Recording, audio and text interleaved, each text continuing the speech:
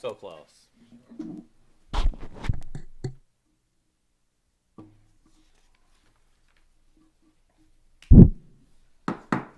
Good evening, ladies and gentlemen. The regular meeting of the Doroteo Township Planning Commission will come to order. Would you all please rise for the Pledge of Allegiance?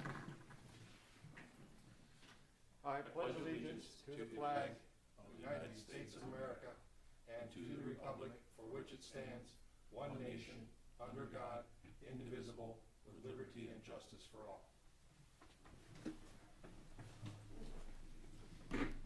First thing to note up here is that there are 5 of us this evening, and that does constitute a quorum, so we can proceed with the business tonight as normal. The agenda. Is there anybody who would have additions or deletions to the agenda? Hearing none, I'll entertain a motion to approve as submitted. So moved. Eric, support. Support. Jay, call a question. All in favor signify by saying aye. Aye. Motion carried. We now have 2 sets of minutes. The first are the minutes from December 6th, the regular meeting minutes. Are there any questions or comments concerning those minutes? Hearing none, I'll entertain a motion to approve as submitted. So moved. A motion from Eric, support. Support. Jim, call the question. All in favor signify by saying aye. Aye. Motion carried. We have a second set of minutes, which was from an executive session that we held on March 29th. These kind of fell through the cracks, so we're bringing them up tonight to approve these.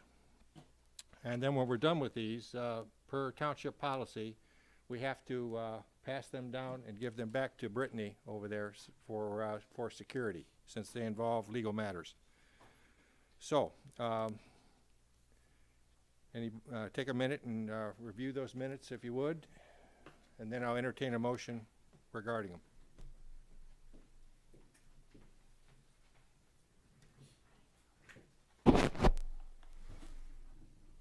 Okay. Any comments or questions regarding those minutes? Hearing none, I'll entertain a motion to approve as submitted. So moved. Motion from Jay, support. I'll support. Jim, was the second. Call a question. All in favor signify by saying aye. Aye. Opposed? Motion carried. These are approved. Would you pass the minutes down to me, please?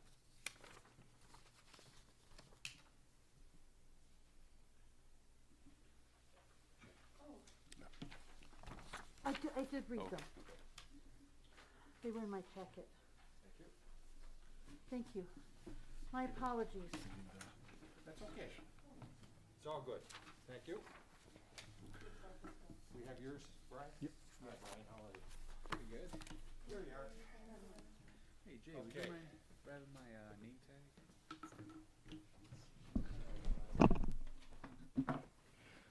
Brittany, if you would, please make sure that both these sets of minutes make it to Supervisor Budney, as we were committed to get caught up.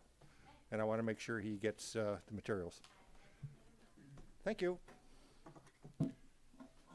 Okay, let's move to public comment. I see no one in the audience, so we'll move past public comment to a public hearing.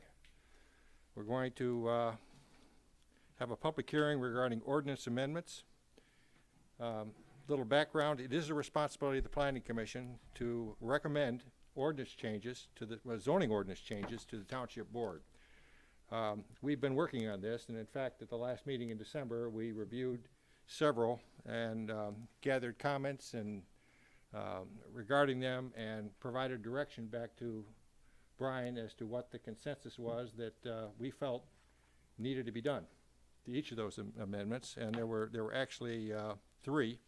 There was Article 9, which is Airport and Light Industrial District, Section 9.4, which addressed sidewalks in the Light Industrial District. The second was Article 17, Waterfront Provisions. This was a public review procedure change that we made. And then finally, Article 19, which is General Provisions. And this had to do with alternate energy solutions, solar panels, and we made some changes there as well. The review process for ordinance changes is identified or is highlighted in Article 25. And the review process calls for a formal public hearing in front of the Planning Commission, followed by a Planning Commission vote, and then that becomes a recommendation that goes to the Township Board. So tonight we're going to hold the public hearing. The way we'll handle this is I will ask Brian to run through all three of the ordinance changes that we're discussing, that we discussed at the last meeting. And then I'll open the public hearing, close the public hearing, bring it back to the Planning Commission. If we have any questions or comments regarding any of those, we will then talk them out, and then we will vote tonight. So, and we will vote individually in each one of the proposed amendments. So that's about all I have to say. Brian, would you lead us into the material specifically, please? I'd be happy to, Mr. Chair. And thanks for the background and procedural overview. So I think everybody is starting from the same page. I think we all know what we're here to do tonight. So I will jump right in. So the three sections that the commission wanted to move forward in terms of draft amendments, as Chairman noted. First one is 9.4. These are development conditions within the A1 zoning district. So what we did, as you'll recall, going all the way back to the Pirates Cove project across the street, there was a lot of discussion about the need for sidewalks in essentially a light industrial type area and or for a light industrial property. It is under current ordinance, it is a requirement. So this section 9.4, paragraph E, if I can get it there. There it is. Paragraph E provides landscaping and buffering requirements, and the sidewalk requirement was contained within a footnote that requires a greenbelt that has a 5-foot wide sidewalk along both Intrepid and Midway. So what we've done is, rather than have that as a firm requirement, as we discussed, we've eliminated it as a requirement, and we've put it forth in a new paragraph L, which gives the Planning Commission the discretion to require the sidewalk. So we can evaluate the nature of the use, we can evaluate the property in terms of its location, whether there's a proper connection that could be made, all of those types of factors that we would consider during site plan review.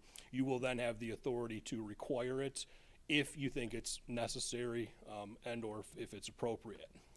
We also added, just to try to get some added input, because Commerce Park is a little bit different than a lot of our districts and a lot of our property, and we put in basically not a requirement, but what we're going to do as part of that process when we do have a site plan, we're going to get input from Commerce Park Commission as well. So that way we've got both bodies working together.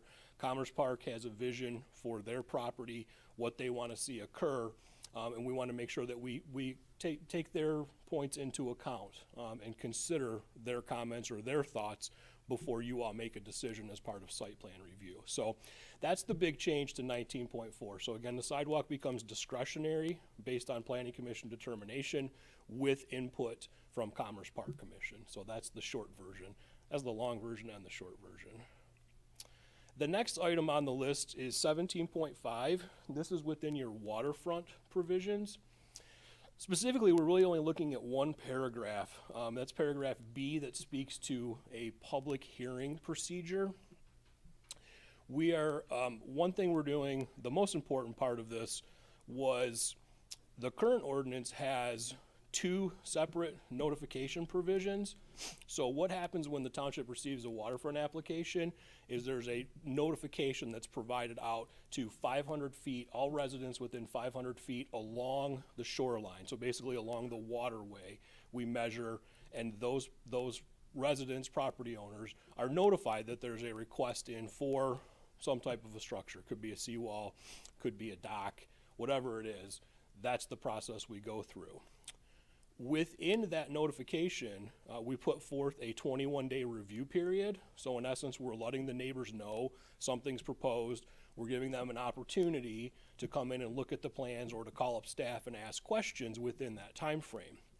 In those rare instances where a neighbor does have some concerns, some questions that they feel warrant a deeper consideration or, in fact, a public review, they have the ability to put forth that request. And in doing so, we would then bring that application to the Planning Commission. We did have one of those, I think it was last year. They don't come up frequently by any stretch, but they do come up occasionally, and we did have one last year. So what we're doing is, one, we're making those notification provisions consistent so that 500 foot along the waterway with that first notice, those same folks would get a second notice to let them know that the application is going to be considered at a Planning Commission meeting. So there'll be 2 rounds of notifications if Planning Commission is requested, and we'll basically send that notice to the same group of people. Right now, there's a bit of an inconsistency in how we were doing that, and most of the same people would still get the notice, but there would be some differences in how that was done. So we're going for consistency. The second part of it is that it was always referenced as a public hearing, and public hearings require certain amount of time notice, and they require publication in the local newspaper. What we found was that I don't know that we gain a lot with that publication, since we're already notifying the immediate neighbors that are surrounded by it who are most likely impacted.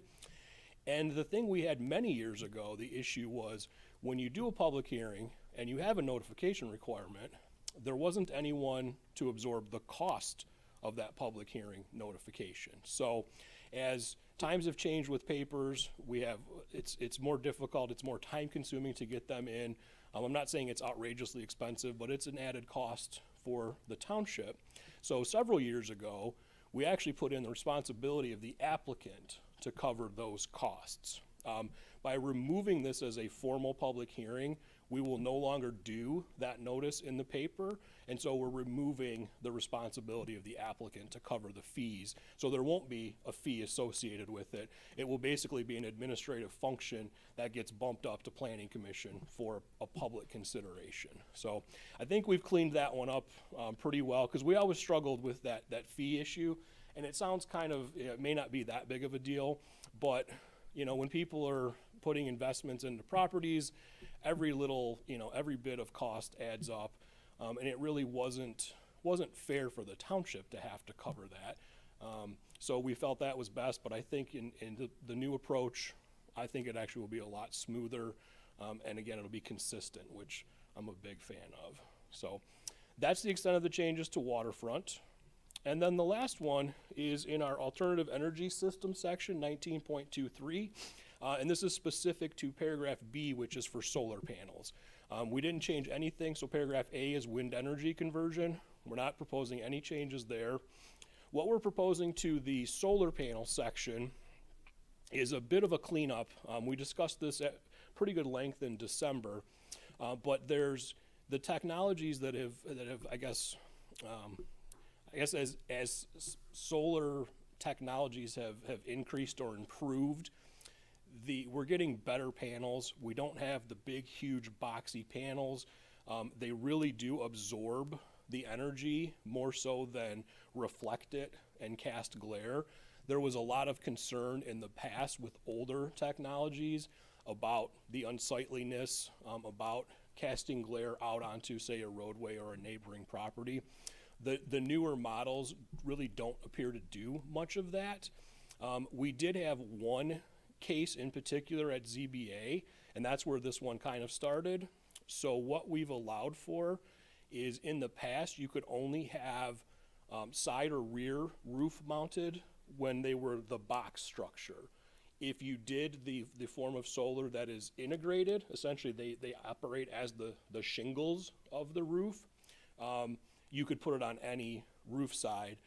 But what we found, at least in the little bit of research we've done and working with a few residents who have looked into these, those are kind of outrageously expensive. So I don't know that we're going to see a lot of those installations, but we have definitely seen an increase in the smaller sort of box style, which in this case we are calling separate flush mounted solar panels. So the proposal here is that we would now also allow those on a street front facing roof, but we do have a couple of caveats. So it has to remain parallel with the roof line first and foremost. So picture a pitched roof, it's got to be parallel. It can't project out or up or do something crazy. We've also limited it to a 12-inch projection, if you will. So it won't be able to project any more than 12 inches parallel from the surface of the roof structure. So it won't be this enormously big kind of boxy looking feature. It should blend in hopefully relatively well without much notice. So that's the big change that we did with this one, and we've just kind of cleaned up the rest of this. So if we have, so we put forth this parallel and not more than 12 inches above the roof line, that's for a pitched roof. So in order to kind of maintain some level of consistency, this paragraph 4 here, we cleaned up a bit because we did also have provisions for a flat roof installation. And we did not want that to have to be, it might still be parallel, it might not be parallel because it might have to be angled. And in that case, it might end up being more than a foot above the roof line, but it still has to be screened. So it's got to have a parapet or a cornice or something that would protect the views on a flat roof. So I think we've covered ourselves on both sides, whether it's a flat roof or a pitched roof. I feel pretty comfortable with that one. We did keep in the same provision. So right now, the handful of covered boat wells that we still have out there, although they're non-conforming, we have allowed, historically, we have allowed installations on the roofs of those structures as well. And we just kept we basically referenced back to the provisions that we just talked about. So there's just a connection back to that. So if someone wants to do it on a covered boat well instead of on their principal residence, they're going to be subject to those same regulations. And then the last one, in the draft we discussed in December, we talked about a handful of changes to the ground mount or the freestanding installations. And we backed off a lot of those because one, we really haven't had any requests for them. We've had one in the 10 years since this was written, and that one didn't work. So there haven't been a lot of them. We had talked a little bit about upping the height, but we couldn't find a good regulation, I think, that was within your comfort level at the time. Most of the ones I've seen are in the, like with the pitch on them, you know, they end up being 10, 12 foot tall to really work. We've allowed them at 4 feet. And I know we had talked about originally maybe just bumping it up a little, like what if we went to 6, what if we went to 8? And we really didn't gain much traction and certainly not consensus in December, other than to not mess with that section at this time. So we left that as is, but the one thing we cleaned up was to this paragraph B here, and that is, this was just kind of a cleanup, but the way it reads right now is technically it says that if you have one, it has to be 6 feet setback from a side or rear lot line. Well, the intent was always it's a minimum setback. You can be more than that. And while we could probably get away with that, the literal read of that section says it has to be 6 feet. It shall be set back 6 feet. So we cleaned that up too. So it shall be set back not less than 6 feet, which is always how it was intended. And quite frankly, that would have been how we would have treated it. But since we were already opening the ordinance up, we may as well clean up little items like that when we see them. So that's the extent of the changes proposed with this document, Mr. Chair. Obviously, we don't have any public, but I'm happy to take any questions that the commission may have. Okay, Brian, as usual, an excellent summary. Before we bring it back to the table, I do need to formally open the public hearing. So it is now open. Seeing as how there are no people in the audience, I would ask a motion to close the public hearing. So moved. Have a motion from Muta. Is there support? Support. Support from Eric. Call the question. All in favor signify by saying aye. Aye. Opposed? Motion carried. The public hearing is closed. We're going to take these one at a time and go back and see if anybody's got any questions about each one. And after we leave each one, we're going to vote on it and then move to the next one. So let's start first, Brian, with the sidewalk in the light industrial. Anybody have any questions or concerns or comments regarding those ordinance changes? I do, Mr. Chair. Please. Just one question of clarification. So I know this is talks about sidewalks, and I know that, there is a shared use path that is being planned as part of one of the properties that's under development currently. So I was wondering if the way this ordinance reads is, does it preclude a shared use path? So we're talking about sidewalks, and it says shall be 6 feet in width and constructed of concrete. Typically, shared use paths are at least 8 feet, generally 10 feet wide in today's standards, and they're constructed of asphalt. So it is something of a different animal, and I'm wondering if by putting that language in there, if we're precluding a shared use path, if it would, made sense based on the context. Well, I know we talked about that in December.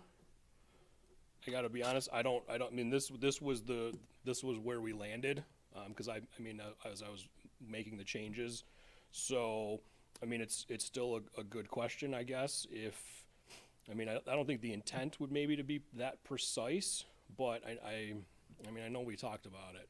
So we could certainly tweak that. I mean, if the commission wants more flexibility within that particular sentence, that's a pretty easy fix, quite honestly. And we could even refer to it as, a sidewalk or pathway in the first sentence. And then, I mean, quite honestly, we could say sidewalk or pathway shall be designed to township specifications, which would typically be 5-foot concrete or like 8-foot asphalt, I think is typically. So certainly happy to make that tweak if that's where the commission wants to go. Okay, any thoughts on that? Dan, you okay with that? Yes, I'm fine with that. Jay? Yeah, I'm in agreement. Eric? Yes. Uda? Yes, Please make the change.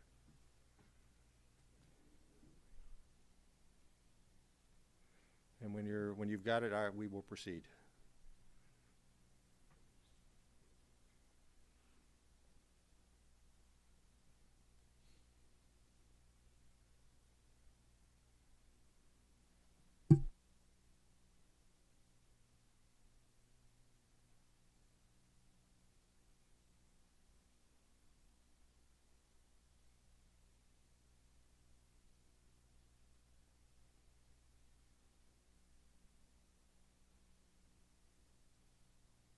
Perfect, thank you. Okay. Sorry about that. No, Just that- easier to do it now, that way No, it's that's- verbatim. that's the You exact- can see it on the screen, and if we have, That's exactly what we want to do. I appreciate it, thank you. Okay, let's see. Are there any other questions or comments regarding this particular ordinance change as we have revised it? Anybody else? No, I mean, to me, this is a good streamline. It gives the planning commission discretion in the exact right phase of the project and the site plan review. So to me, this is a perfect change. No other comments? I would, Chair, if I could, I had one kind of lingering question, and that is, I do like the idea of having the discretion. I wonder though, and this isn't, I'm not leading towards an answer, so this is an honest question. As this is read, it becomes part of our ordinance. Some new applicant comes in, and they read this. How does an applicant usually read it? How does staff read this? Would this be kind of an expectation that that's a real possibility, or would people kind of like, oh, well, if they're going to be jerks, they might do this? And in other words, how would somebody come into an application process? How would staff view a discretionary item like this? We would probably work with them to figure out whether or not we thought it was appropriate or necessary. And if we did, we would certainly encourage them to put it in.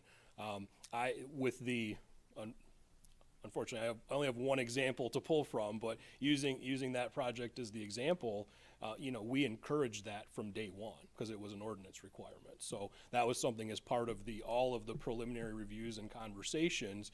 That when it didn't show up on the plans, it was a deficiency that we pointed out and explained to them, and yet we ended up where we did. So I think we would certainly have those conversations, could certainly look to either the chairman or the subcommittee for any input they had. And again, seeking out input from Commerce Park Commission too, I think would be helpful. So we would try to give them, I mean, I would probably lean, quite honestly, were it me having the preliminary meeting with them, I would lean towards telling them to put it in. And if there was a reason not to, I would ask them to document that and bring that to the table for the commission's consideration. So I would probably go just the opposite. I would lean to, you should do it, unless you have a reason to not do it, at which case planning commission has the discretion to accept your rationale, if you will. So with that in mind, because what I'm trying to do is head off, some sort of conflict 5 years from now. Somebody comes in and they say, this is discretionary. Why are you guys making me spend this extra money? That sort of thing. Does this language give us the right amount of leverage in that sort of situation? I mean, I know we have the discretion, but we obviously have shown the backbone to do things that sometimes an applicant doesn't want. But yeah, we would head off certainly frustration. Yeah, no, we would, if it were something that, if it turned into, if they didn't want to do it, but we felt it was necessary, we would document the reasons why we felt it was necessary. That way it would at least put forth the basis of why, in that case, you used your discretion to require it instead of not requiring it. So I feel pretty comfortable with that. I think we would be safe. As long as we're making sound decisions and they're not arbitrary, and none of you would, somebody doesn't say, the applicant comes up and wants to be argumentative, and you say, okay, well, if you want to argue with us, then you got to put a sidewalk in. That's not a great reason. So I'm just teasing. I'm sorry. Jay, I mean, when I look at it, before we had to have them put a sidewalk in, or they had to go to ZBA. Right. So another step, another process, and potentially a somewhat disinterested party. So to me, it's a progressive move here. I mean, where I'm headed with this, and it's really a question again. I'm not suggesting it. I'm kind of throwing it out there for consideration. Does it make sense to make it discretionary to remove it? So in other words, it's required, but we have the discretion to remove. Does that make any difference at all from a administrative standpoint? Or if you shrug your shoulders at that and say that doesn't do anything, then I'm perfectly fine with what we have. Again, I would read it. I guess my intent was that we would require it where it was necessary, but I mean, I see what you're saying, where we would almost say it's required, but planning commission may not require it. Right. I mean, that's what I was thinking, but I guess the difficulty here is if you want to require it when they're beneficial, and we want to have the discretion to say they're not necessary if they don't serve a purpose, like on the part here. But the word beneficial is very subjective. So I get where you're going, how this is a very loose sentence. It's very open.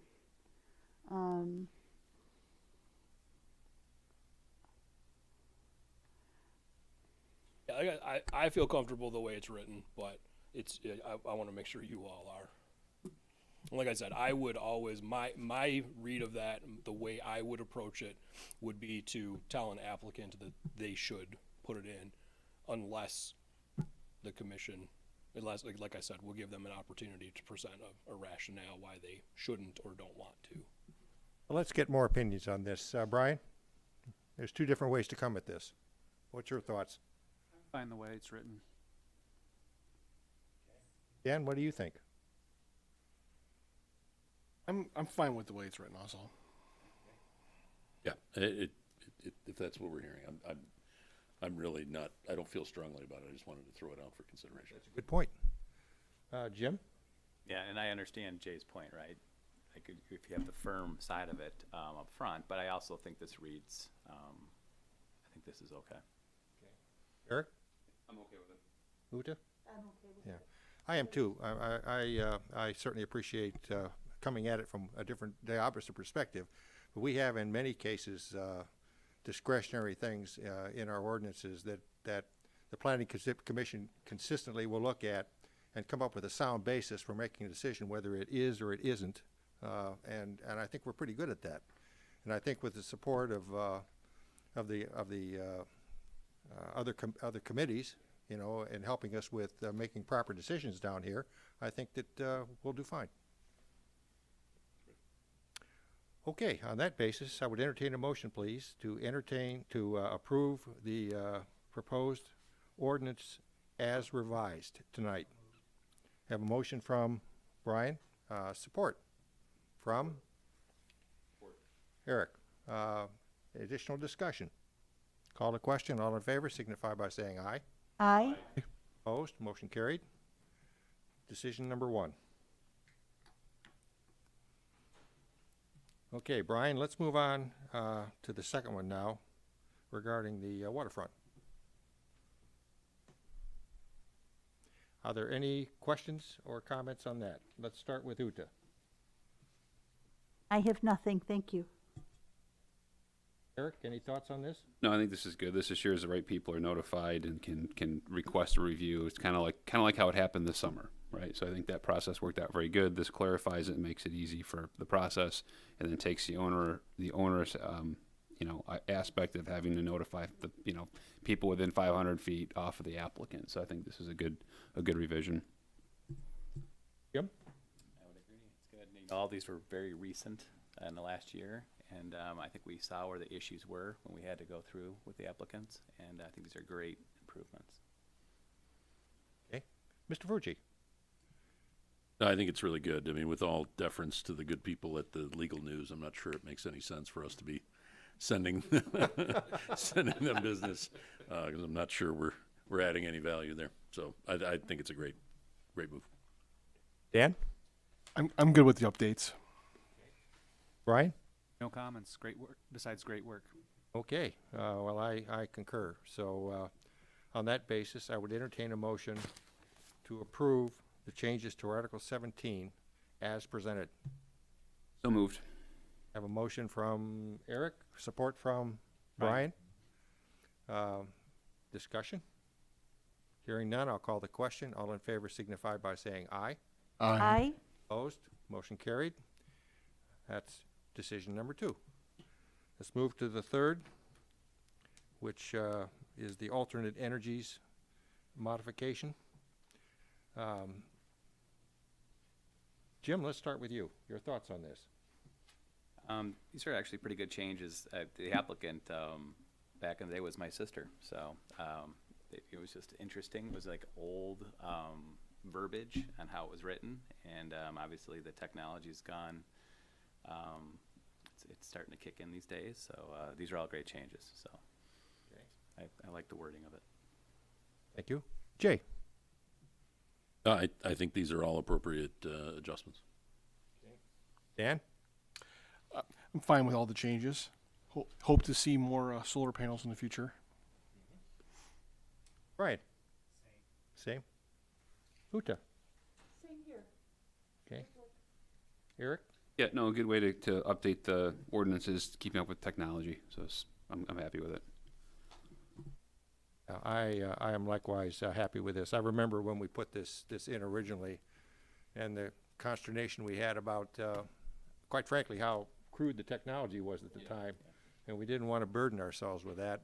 And now, but we all said at the time that this is going to change. Well, guess what? Technology changed, and we're reacting. So that's what we're supposed to do. And Mr. Chair, too, the one thing I guess I kind of didn't really get into when I presented, because I think we were all kind of the same mindset here, and again, you've already seen it and discussed it, but one of the important aspects, and really the reason that this came to be, was if these roof mounts, they have to face south.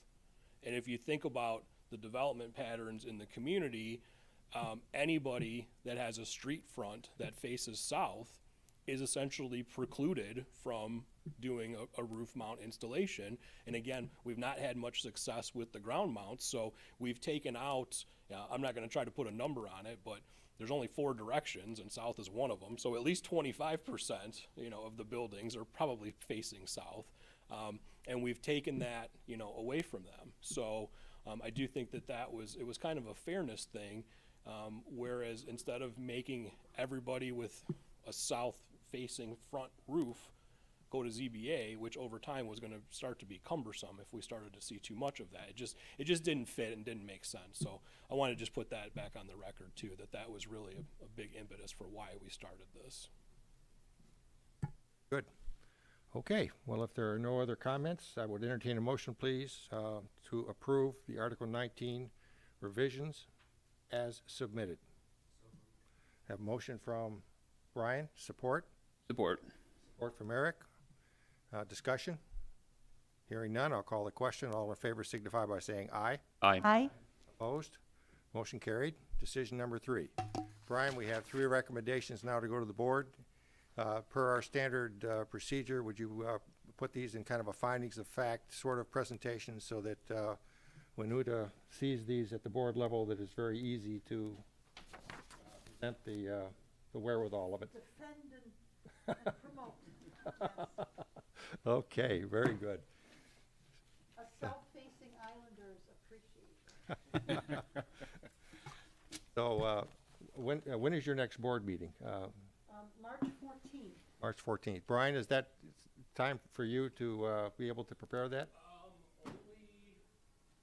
I'll contact Mr. Friel tomorrow to see if we can still sneak these in, because that's a week from tonight.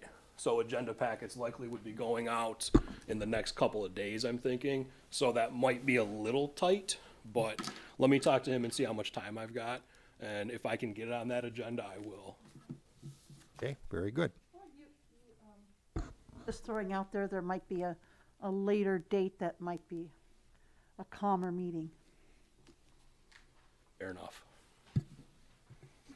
Okay, that takes us to the next topic. Commission recommendations on proposed amendments. Kind of a follow-up to some of the points that we covered at the last meeting, but did not move forward with. Brian, you had some thoughts on that. Yeah, so one of the things that so as you'll recall, as John introduced the last segment, there were like 5 or 6 different amendments that we presented in draft form at your last meeting, and there were 3 or 4 others that were kind of discussed without actual draft language in place yet. So the ones that we sort of bypassed in terms of the drafts, I think those are kind of shelved for now. I'm not going to spend any time on those. But based on what we talked about that night, I do think that there's a couple of upcoming items that we do want to get to work on. So one is going to be tied to your tree ordinance, the woodlands protection ordinance. You'll all recall the grubbing issue, the quote unquote grubbing issue. And there's some cleanup we wanted to prepare to that section. And I think I presented to you at your last meeting that there was a court decision last year that actually impacted parts of your woodlands ordinance. So I do want to get to work on that because number one, we want to make sure that grubbing matter doesn't happen again, or that we have better protections in place. Number two, I want to keep your ordinance constitutional. I don't want you guys to do something, get challenged when we know that the courts kind of changed a few of the aspects of those particular, your ability to regulate how you do it may very well be altered somewhat. So that would be one that I think we'd like to move forward with. Again, if the commission is comfortable with that, I'm happy to work with the subcommittee, get a meeting set up, and we can start to really, hammer those out in terms of the details and actually getting some changes put in writing. So that would be one. And then the other one, which has kind of been out there for a while too, that I think there was at least some interest from the commission in to at least look at. Again, we didn't draft anything because I didn't want to go down one path and then have you guys say you wanted to take a right turn instead of a left, and then we've wasted time and effort on a draft that you didn't want to see. But it's the waterfront accessory structures. So not necessarily waterfront provisions like we just talked about with Article 17, but it's more the sheds and the buildings. There are neighborhoods in the township, and it's almost as easy as, and I might use the wrong terminology for the people that know more about waterways than I do, but basically the canals or the interior waterways, there's a prevalence in certain areas of sheds in those waterfront yards. None of those is permitted by current ordinance. They would all essentially either be deemed non-conforming or In worst case, they'd be illegal. And we just don't really have an ability to kind of go after every single one of those, because the legwork involved would just be tremendous. So there have been some discussions about potentially putting in some different regulations that might have some allowance, more to match established character than to alter or create a new character.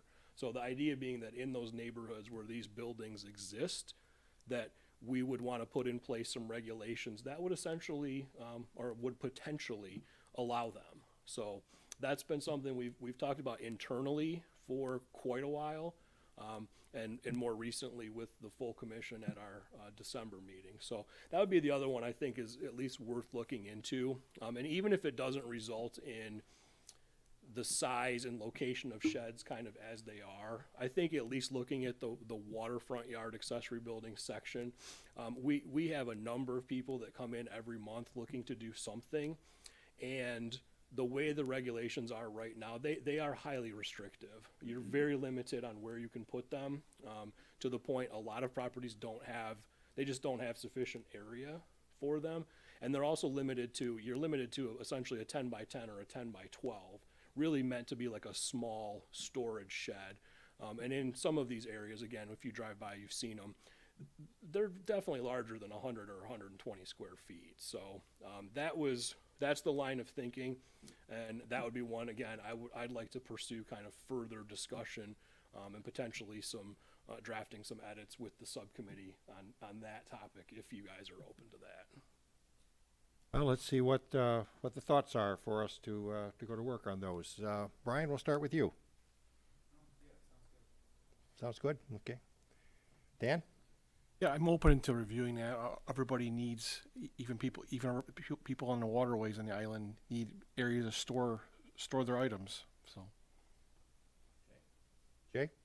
Yeah, I do think it's worth studying. It's a complicated matter. I mean, I think I disclosed last time that where I sit on the canal, 4 houses to the south of me and 2 houses to the north of me all have sheds, and I can't see beyond that because there's woods at that point. So I assume there are sheds beyond there.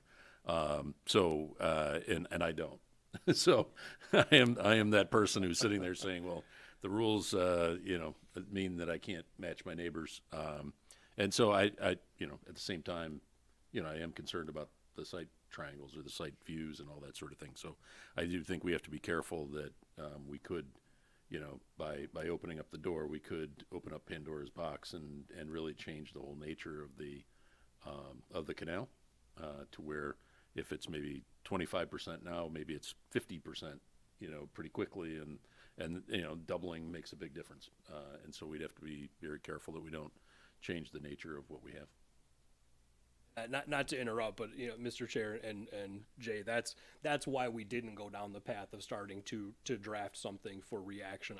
That's one to me where I think we do need to talk about it. We need to look at some real world examples and then start to formulate some language, and see if it's going to work. Because I just want to make sure that it's clear. We don't have anyone here, but anyone that might be watching on TV tonight or in the future, I want to make sure that it's clear that our intent is to allow neighbors to potentially match neighborhood character that exists, not to start allowing people to do something that is different or new. So there would be portions of the island where I don't think we would allow those, because the township has put forth a significant effort to not allow them in certain neighborhoods, while in others they're more prevalent. Thank you, Brian. Thank you, Jay. Jim? Everything you suggested sounds great. Are we going to prioritize and go for the woodlands first, or are you going to try to tackle all of them at the same time? Is there somewhat of a plan? I mean, I'd like to be open to trying to do them at the same time. They're a little bit bigger undertakings than what we just did tonight, but I'd at least like to get the discussion started, I think, on both of those. And then if not, then I think, I would look to the commission. While I think the waterfront accessory buildings, and whether we call it a study or review or whatever, probably has more day-to-day real-world impact, I think I'm more concerned with the woodland aspect And if you were just to ask me, I would probably suggest that we prioritize that above the waterfront buildings. Like I said, just for one, for the issue we had a few years ago, two, for potentially having some inconsistencies with that court decision. Thank you, Jim. Eric? Yeah, no, they're all relevant, and clearly if we have a lot of residents who are having trouble with the waterfront one, we want to get that tackled and make it fair for everybody. So I'd like to do that. Woodlands is probably the right one to prioritize, but I think the waterfront structures is a close second. Thank you. Huta? I agree with what everybody said, and I know that we don't use an ordinance to proscribe things, but if there's a way to engage maybe even our panel in what kind of structures might be acceptable in that situation. Again, we're dealing with waterfront canal. Most people are storing water-related, boat-related things. Maybe they don't need a full height structure, but maybe, different kinds of box structures or things that might be allowed. If we can, pardon the pun, think outside the box to what might be acceptable in addition to what's unacceptable. And I think there's now a house on that grubbed property. But I think that was a devastating situation that happened to that neighborhood. As you saw, it mobilized the entire neighborhood. So I think that's also an important topic for us to begin to address. Thank you, Uta. So the consensus is that these are both fairly complicated issues that we have to talk through, and so the subcommittee needs to work on these with Brian in order to prepare options and things that make it more efficient for this full commission to make decisions on. So, you willing to join us on that one, Jim? Good day. All told. Yeah, should be a good evening. Yeah. Okay, Jay? That's great. Yes, sir. Okay, then maybe after this meeting we can sit and set up a date. Brian, in terms of the waterfront shed issues, probably to understand what we've got, it would probably be helpful if we had some up-to-date aerial photos, if those things exist. Is that something you could check into? Yeah, we'll start with, we'll just start with the things that are available online.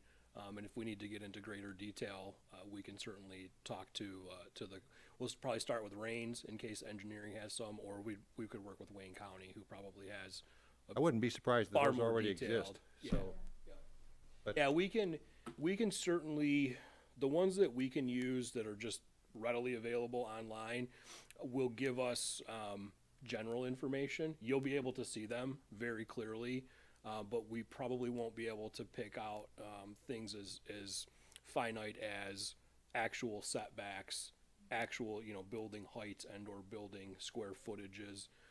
That's going to take something that's a little more detailed, which again we'll ask Soheil, and if we need to reach out to somebody at the county, we could certainly do that too. Potentially even SEMCOG. We can see if Brian's got a contact for us.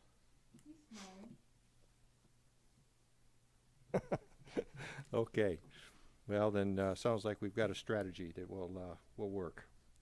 Okay, discussion items. Thought it would be interesting to get an update from Brian on construction that's going on things that we have or ZBA has, or things that the township has that are going on right now that you see going on around the island. Yeah. Want to know what's happening. Yeah, any of you that have, you drove here tonight, so obviously you've seen a lot of progress and activity across the street with Pirates Cove. I did speak with Lori earlier, and they've obtained their building permits, and they are well into construction. They're working on some footings and foundations right now. So that one was good to see moving forward, just because that's been a long time in the making. If you remember when we actually reviewed that, I think we were still on Zoom meetings at that point in time. So it's been a while, but there's definitely been progress on site now that's visible there. And I can try to keep up with, with Lori or with Tim Thompson, the building official, try to get you some status updates kind of as you see it progress, pending whenever our next meetings are. So that's one I wanted you just to keep an eye on. And then another, which was before you and was also a ZBA matter, we talked, last time we met, we talked a little bit about Macomb Street and some of the things going on there.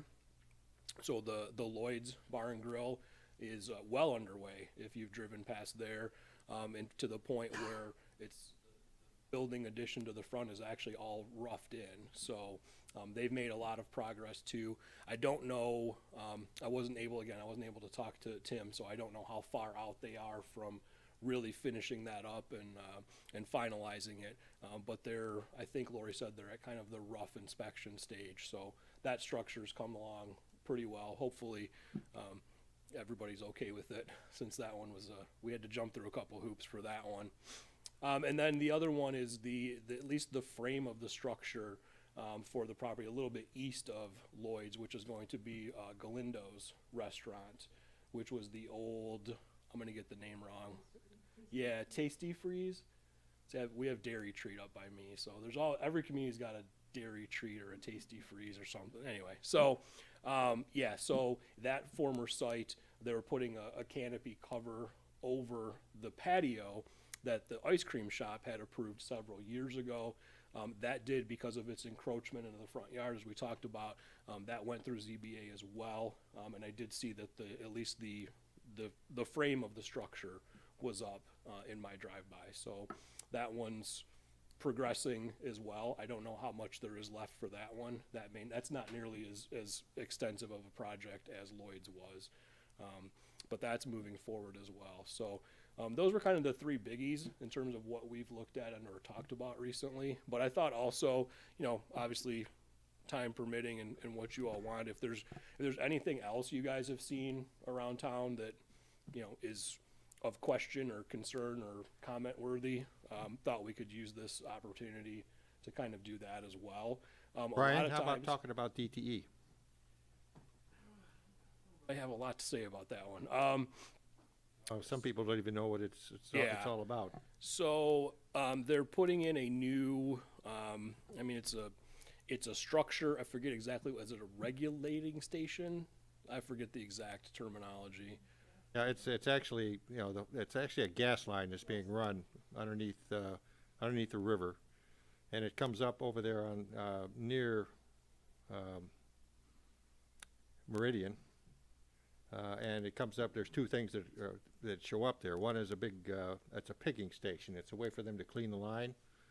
And then a little farther down is an actual structure, because there's going to be a regulator station in there, and it's going to be, what the regulator station is actually going to be is not clear on the drawings, but it will have screening around it, fencing,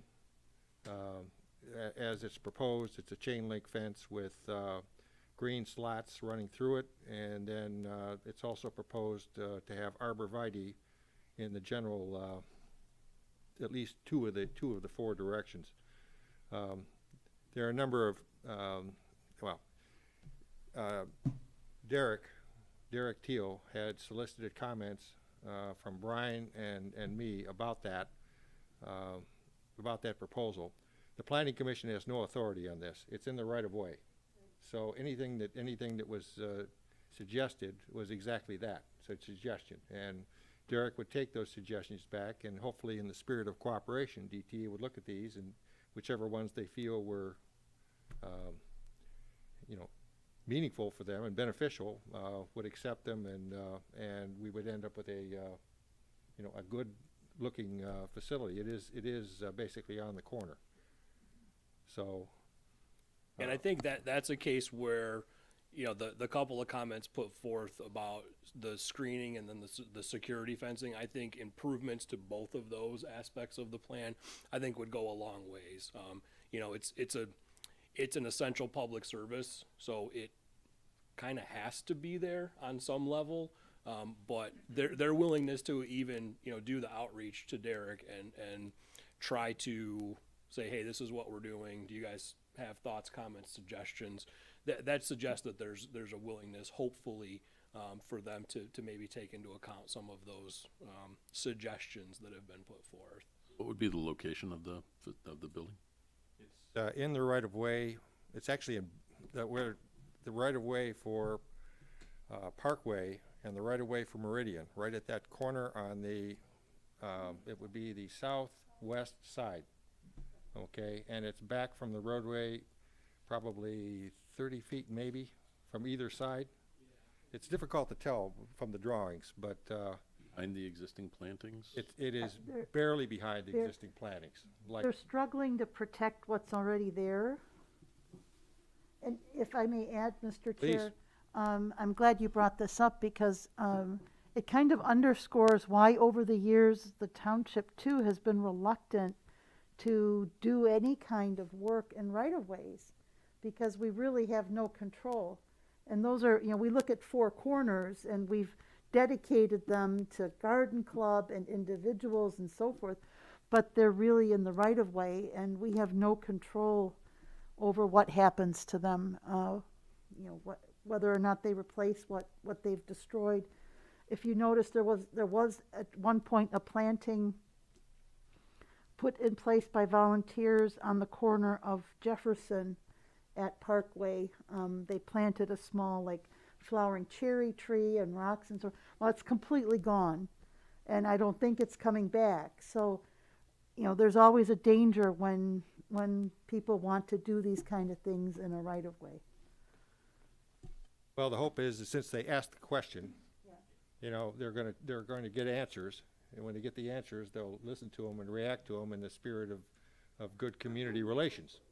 So I thought, from my review, that there was substantial opportunity to make that facility look much better than what it was they're proposing.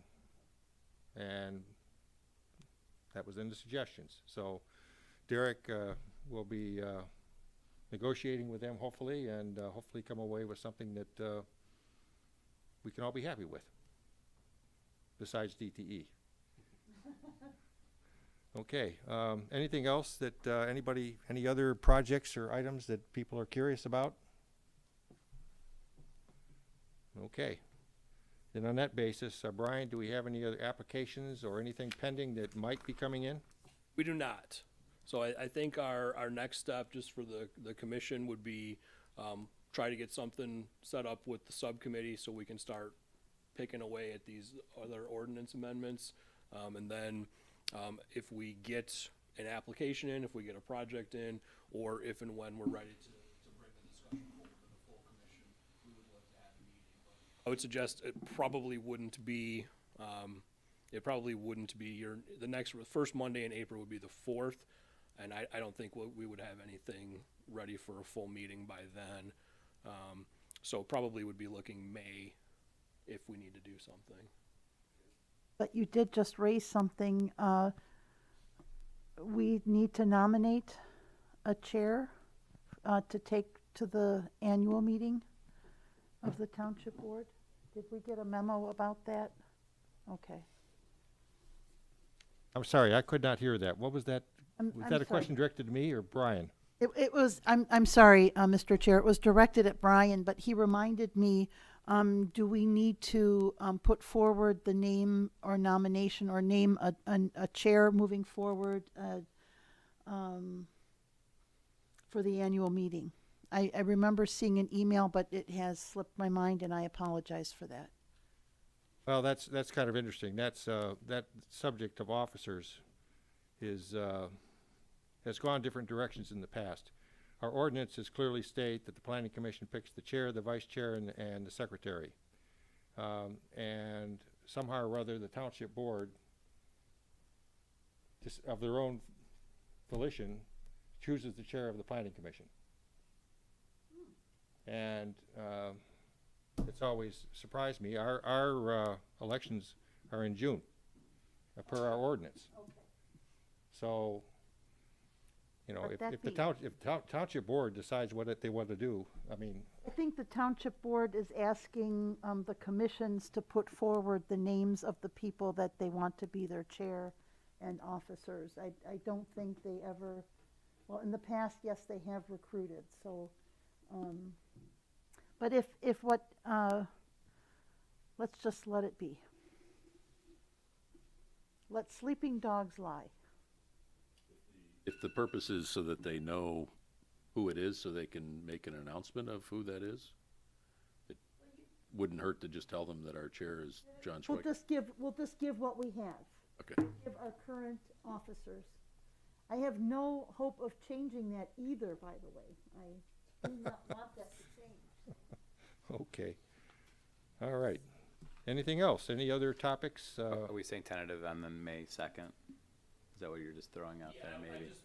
I just wanted to put a date to it in the event that we make some progress or that we get something that comes in, just so you guys have something in your back pocket. When we get closer, we'll put out the announcement, see who's available, and make sure that we can have a good full meeting. Okay, if there's nothing else, then I would entertain a motion to adjourn. So moved? Motion from Uta, support from Jay. All in favor? Okay. Meeting adjourned. Thank you very much.